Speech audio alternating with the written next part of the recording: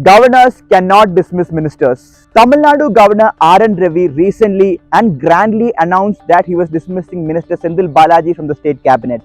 The reason stated by the governor for this decision was the minister's arrest by the Enforcement Directorate in a corruption case. Though the governor went back on this announcement within a few hours, this incident has once again brought the spotlight back on the powers of the governor.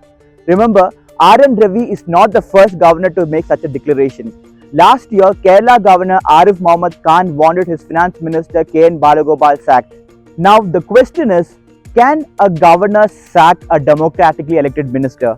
Isn't the governor not bound by what the Chief Minister says? And what does the Indian Constitution say about this? Article 164 of the Indian Constitution says that the Chief Minister shall be appointed by the governor and that the other ministers shall be appointed by the governor on the advice of the Chief Minister, and that the minister shall hold office during the pleasure of the governor. Let me underline this for you. On the advice of the Chief Minister. Now, a lot of constitutional experts say that the governor cannot sack the ministers without the recommendation of the Chief Minister. Who would become a minister and who would be removed as a minister is the prerogative of the Chief Minister. India follows a parliamentary system and not a presidential one.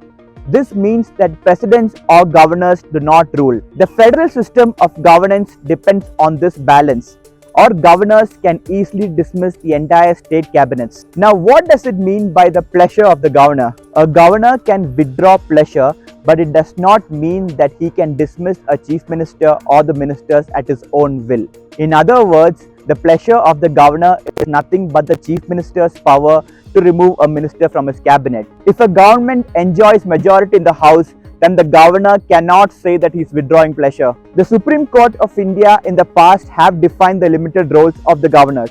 In the Shamsai Singh vs. the State of Punjab case in 1974, the Supreme Court said that the president or the governor shall only apply their formal constitutional powers in accordance with their ministers, except in a few exceptional situations. In the Nabam Rabia vs. the Deputy Speaker case of 2016, the Supreme Court cited Dr. B.R. Ambedkar, who said, and I quote, "The governor under the Constitution has no function which he can discharge all by himself.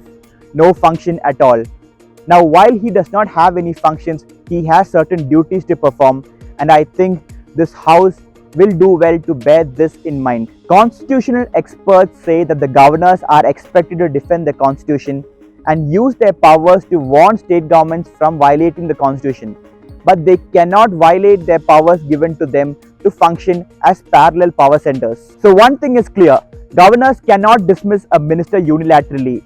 But despite this, governors like RN Ravi and Arif Mohammed Khan continue to do it. So when governors create a constitutional crisis, who will step in and how fast?